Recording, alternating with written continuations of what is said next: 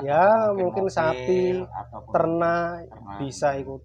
Tapi kan nggak itu kan butuh modal itu nggak 10 20 harus banyak gitu. Itu pengennya tanda tangan job langsung berangkat nggak mikir pabrik itu ada lemburan ada Oh enggak gitu. itu. Jadi waktu di PT Saman juga sempat ngobrol sama teman-teman Mm-mm. yang baru. Oh, jadi Mm-mm. pikirannya sementing tanda tangan. Tangan berangkat. 1000 alasan tidak membuat Anda sukses. Tindakan hari ini yang menunjukkan Anda punya semangat. Taiwan tak seindah foto profil. Masih ingat pesan dari saya? Jauhin narkoba, deketin mama muda. Selepet. Mau ke Taiwan jangan pernah banyak alasan. Terima kasih. Ingat, sukses dan tidaknya kembali kepada diri Anda masing-masing. Trans B7 Maho. Assalamualaikum warahmatullahi wabarakatuh. Salam sehat, salam duluran dimanapun Anda berada. Tentunya masih dalam keadaan sehat tanpa ada kurang atau apapun. Alhamdulillah di kesempatan hari ini aku ketemu salah satu, kalau dibilang ya satu angkatan pada zaman itu, tapi beliau mengambil satu keputusan untuk pulang terlebih dahulu, kalau tidak salah di tahun 2019 ya Mas ya. Dan sejauh ini dulu ini kita berdua kalau bisa dibilang prosesnya bareng sampai sini juga satu pabrik, dan hari ini mungkin beliau ini akan menggantikan Mas Trans B7 nih. Nah, yang baru menemukan channel Trans B7 jangan lupa untuk komen dan subscribe biar tidak ketinggalan video-video berikutnya, karena momen ini mungkin sangat bermanfaat buat teman-temanku yang ingin berangkat ke Taiwan, karena untuk prosesnya yang terkini, yang terbaru nanti seperti apa, dan beliau juga nanti biayanya berapa, meskipun beliau juga sudah pulang, beliau baru datang lagi ke Taiwan. Dan di hari ini dengan Mas Sopo iki? Nanang. Mas Nanang. Nanang. Nggih. Asli pundi Mas sampean Mas? Lampung Timur. Lampung Timur Sekampung. Sekampung. Alhamdulillah sehat Mas. Sehat masih. Tapi saiki malah rada lemu lho Mas. Engko nek Taiwan kering meneh. Diopeni seneng omah masih. Diopeni seneng omah Mas. Alhamdulillah. Berarti sampean kalau bisa dihitung cutinya di Indonesia itu berapa tahun Mas? 3 tahun. 3 tahun. Wah, sangat luar biasa sekali ya. Berarti ketinggalan jauh nih dengan Mas Trans B7 nih ceritanya ya. Ketinggalan tahunnya loh Mas. Tahun nih. Kalau masalah harta dan ininya kalah sama Mas Nanang nih kayaknya nih. Betul dah. Udah. Setelah pulang dari Taiwan, mungkin Saman punya cerita berbagi. Mungkin kalau bisa dikatakan buat teman-teman yang masih ada di Taiwan, setidaknya pasti Saman punya lah sampai di Indonesia itu setelah pulang dari Taiwan, langkah-langkah ibarat untuk mencari pekerjaan ataupun mungkin usaha terbaru, gimana menurut Saman Mas? Ya kalau dibilang kita dulu satu kontrak pertama 3 tahun, cuman bisa itu paling bikin rumah sama tanah pekarangan itu modal udah habis. Oh udah habis. Terus makanya kita itu kan kesini, balik lagi ke sini mikir buat modal usaha gitu. Udah kehabisan modal kan mau usaha itu. Tapi gini Mas, mungkin kalau bisa dikatakan yang kontrak pertama itu menurut Saman pribadi loh ya, namanya di sini kan kita kan beda nasib kan beda rezeki ya Mas ya. Jadi menurut Saman tadi kalau yang kontrak pertama ibarat beli pekarangan sama rumah itu udah cukup lah ya. Udah cukup. Jadi untuk membuat usaha itu udah kehabisan modal. Kehabisan modal, tapi tergantung orangnya Mas. Tergantung orangnya. Kalau kontrak pertama kita di sini boros, paling bikin rumahnya nggak nyukup. Nggak mampu lah ya, ibaratnya seperti itu. Tapi tergolong sama juga waktu itu dikatakan sukses lah Mas ya, berhasil lah ya. Kalau dibilang. Terus setelah pulang itu Saman kerjakah atau buka usaha sendiri atau bagaimana kemarin itu Mas selama 3 tahun yang ini? Selama pulang kemarin itu kita kendalanya di modal itu Pak. Karena nggak ada modal, paling kita kerja serabutan di rumah itu. Kepikir diulang-ulang, ditimbang-timbang itu pengen berangkat lagi ke Taiwan itu, pengen cari modal buat usaha lagi. Ya itu nekatnya ke Taiwan itu. Nekatnya yang bikin nekat disitulah Mas ya. Tapi kalau dibilang gini Mas, berat nggak Mas meninggalkan orang-orang yang dicintai, anak kah atau mungkin sama istri? Berat dirindu. Berat dirindu, kangen dirindu ya Mas ya. Ya siapa tahu tayangan ini juga ditonton oleh istrinya sampean, kan betul nggak seperti itu? Karena meninggalkan orang yang dicintai itu pasti juga berat Mas ya. Terutama mungkin di anak lah ya Mas. Nah, keluarga. mungkin saya juga punya pertanyaan lagi gini Mas. Apa ini yang bikin motivasi sampean sampai senekat itu sampean berani melompat lagi ke Taiwan? Mungkin sampean pasti punya cita-cita ke depan, ini usaha apa yang bisa menunjang kita di Indonesia? Ya kalau modal cukup paling ya apalah antar paling apa ya, Sapi ya ataupun mungkin mobil sapi, ataupun ternak ternak. bisa ikut, tapi kan nggak itu kan butuh modal, itu nggak 10-20 harus banyak itu. Kalau 10-20 tanggung Mas, 10-20 apa maksudnya? 20 juta, Oh 10 juta gitu. itu Itu belum ada apa-apanya belum lah ada ya. apa-apanya Mas. Minimal Mas, kalau mungkin bisa dikatakan untuk usaha sapi itu butuh dana berapa Mas yang harus disiapkan? Ya pengennya itu di rumah anteng, kalau ternak sapi, ternak kambing itu minimal, kalau sapi ya 10 ekor 10 gitu. ekor, 20 ekor, 20 ekor itu baru. udah mulai anteng ya Mas, tidak bisa seperti itu. Jadi motivasi Saman terbesar ini ibaratnya apa yang bikin di depan itu, apa usaha apa yang mungkin Saman inginkan gitu. Nah, makanya masih pikir-pikir sambil jalan ini Mas. Sambil jalan. Sambil ngumpulin dana lah. Jadi intinya melompat lagi ke Taiwan karena mungkin masih ada cita-cita yang Saman inginkan, betul nggak seperti itu?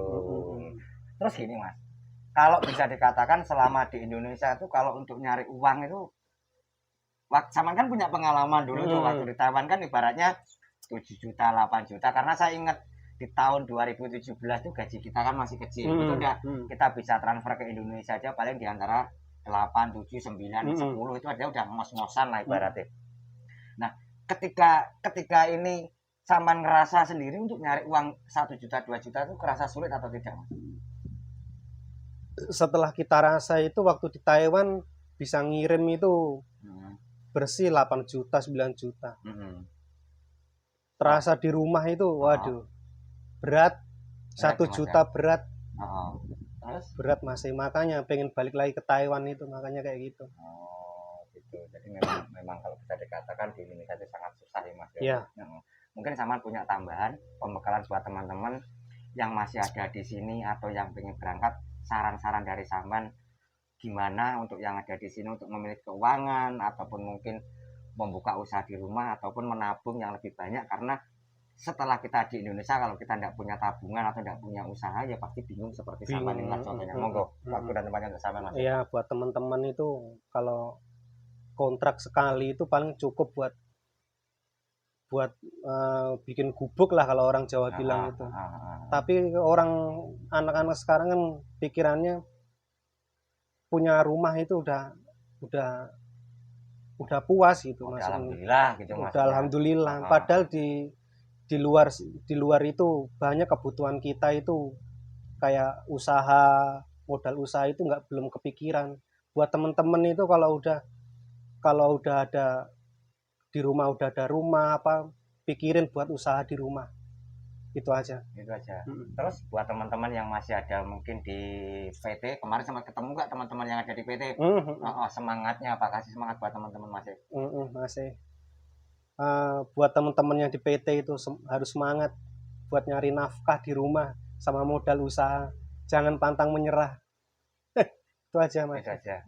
Tapi kan gini Mas, kalau waktu di PT itu kan Saman kan ingat tahu proses yang begitu panjang, proses yang begitu sulit. Betul enggak Mas?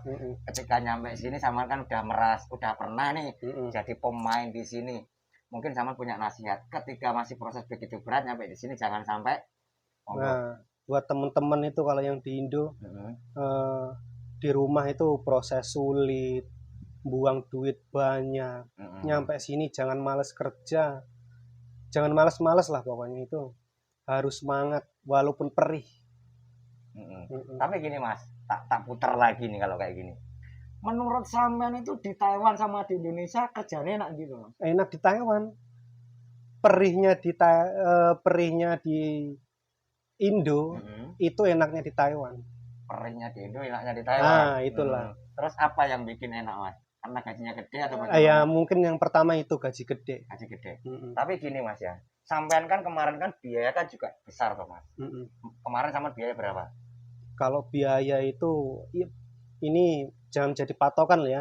Karena beda Mas, beda PT pasti beda pabrik juga beda. Ini hanya spekulasi saja katakanlah. Kalau orang baru sama orang lama itu udah beda. Kalau orang baru mungkin kemarin saya tanya itu sama anak-anak sampai 65, ada yang 70, itu masih potongan.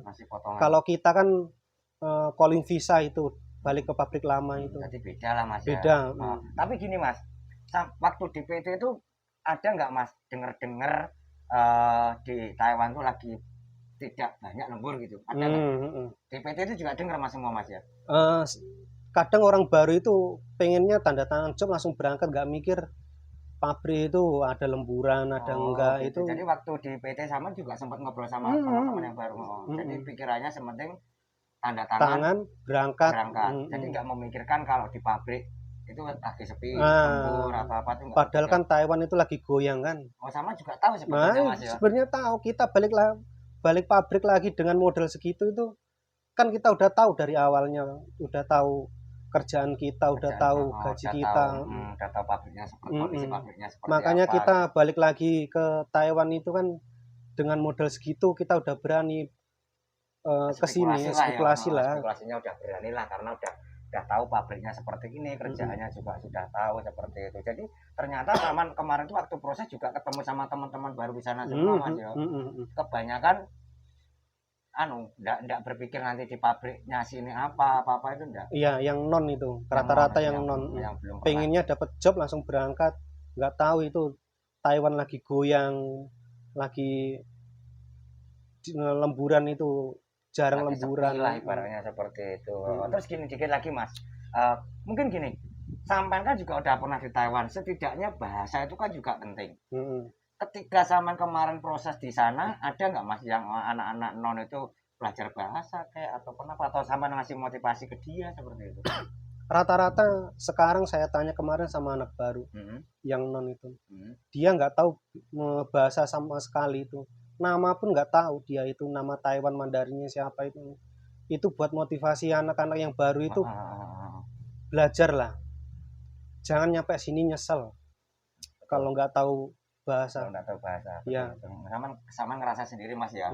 Waktu itu kalau enggak tahu bahasa kan bingung sendiri ya Mas ya. Awal kita kesini kan tahu kan. Tahu sendiri kan seperti itu.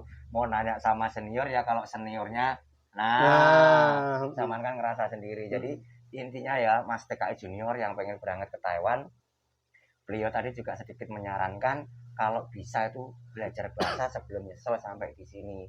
Karena beliau sudah pernah di Taiwan, setidaknya pasti juga masih ingat nih dengan bahasa-bahasanya kan seperti itu. Kalau beliau tadi juga belum pernah ke sini, ya mungkin beliau juga bingung bahasa itu seperti apa, juga pasti bingung seperti itu.